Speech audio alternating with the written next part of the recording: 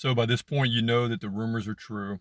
As per Dana White, Khamzat Chimaev is ill and is pulled out of UFC Saudi Arabia, pulled out of the main event versus Robert Whittaker. First reaction, I think I think I punched the steering wheel.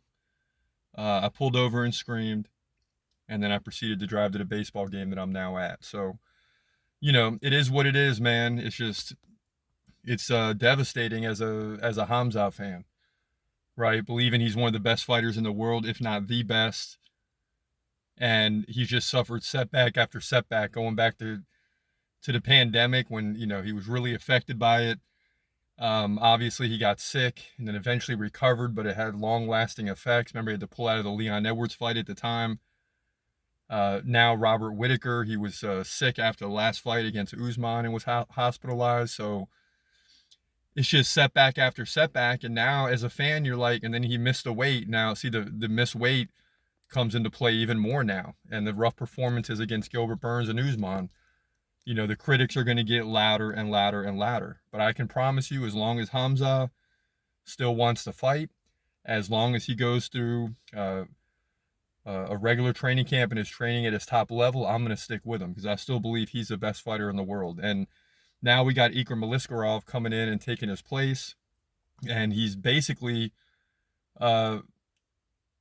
taken over Hamza's career, right? This is a guy that's virtually undefeated and his only loss against Hamza.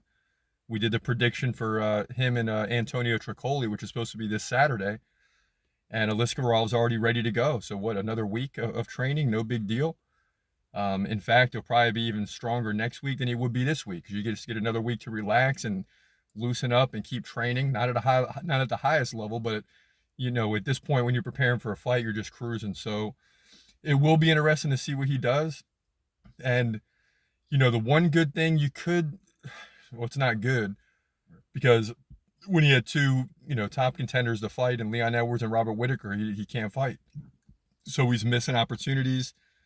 And again, I hate it for him because he's ill. I mean, he's probably, you know, laying there like I'm letting all these people down and I'm sick at the same time. It's a bad feeling, man. And I feel for Hamza.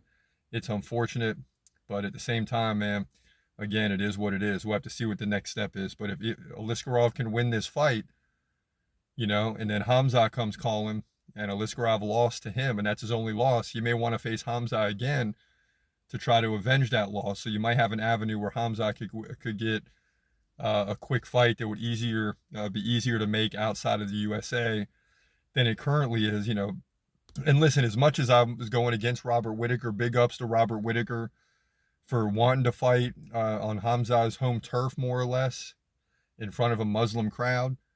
I'm sure Saudi Arabia is devastated over this news too. Of course, you still get Aliskerov, and he's a big-time contender, but right now it's not Khamzat Chimaev, so they're probably devastated. Everyone's devastated, and I know Hamza's sitting there like, man, this is just terrible. It doesn't help you through the illness process. So, this is breaking news. Obviously, I'm devastated too, man. A lot of the time on the podcast and things of that nature is surrounded by Hamza. We're looking forward to a big week next week. Views go up as well when Hamza's fighting, and now that's all out the window. And it's all good, but it's going to be rough to watch Saudi Arabia next week without Hamza on the card. I mean, I'm just saying. But, listen, I'm almost at a loss for words at this point. It just stinks, man. But then again, we'll march forward, man. This is the UFC. These things happen. This is the fight game. If you're not 100%, you can't go.